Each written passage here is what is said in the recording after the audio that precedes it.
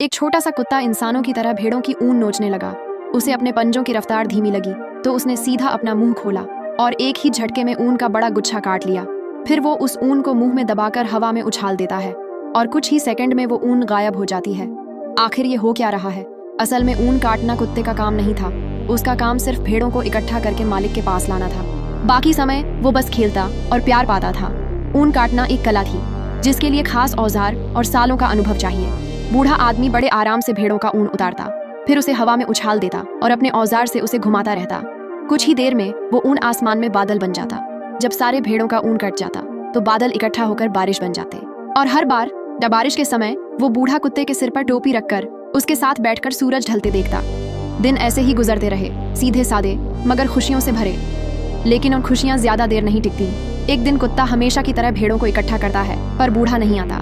घबराकर वो घर भागता है, दरवाजा खोलता है और जो देखता है वो उसकी दुनिया तोड़ देता है। बूढ़ा अब इस दुनिया में नहीं था। कुत्ता वहीं बैठा रह जाता है। दिन बीत जाते हैं, घर सूखे पत्तों से भर जाता है और वो भूखा प्यासा वहीं पड़ा रहता है।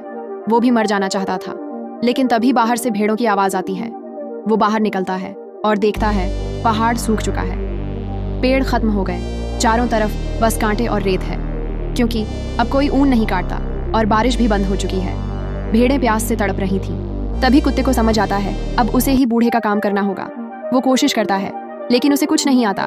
तभी एक भेड़ इतनी ऊनी हो जाती है कि हवा में तैरने लगती है। कुत्ता दौड़ के उसे पकड़ता है और जैसे तैसे सभी भेड़ों को घर में बंद करता है। तभी एक भेड़ खिड़की से बाहर निकल जाती है और फिर कांटों में गिरती है और उसकी सारी ऊन खुद ही निकल जाती है। यहीं से कुत्ते को आइडिया आता है। वो सारी भेड़ों को पर ढलान से नीचे कांटों में गिराता है और देखते ही देखते सारी ऊन हवा में उड़ने लगती है। आसमान में बादल बनते हैं और बहुत समय बाद बारिश होती है। धरती फिर से जिंदा हो जाती है और अब वो छोटा सा कुत्ता अपने मालिक की जगह लेकर इस पूरी घाटी और भेड़ों की रखवाली करता है।